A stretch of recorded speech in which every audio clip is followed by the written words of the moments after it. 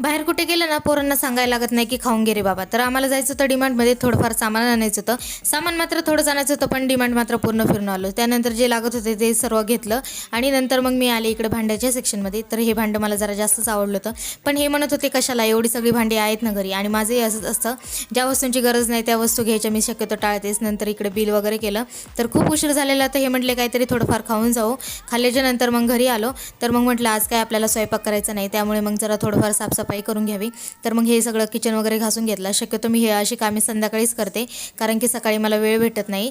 त्यानंतर मग थोडंफार जे किराणा मी घेऊन आलेली तो म्हटलं तो ठेवून द्यावा. तर जर तसंच ठेवलं तर मग ते तसंच राहीन, सकाळी पण मग टाईम भेटत नाही. तर मग तो किराणा घेतला काढायला. नंतर माझ्या लक्षात आलं की आपण सामान कमी आणि खायला जास्त घेऊन आलो होतो.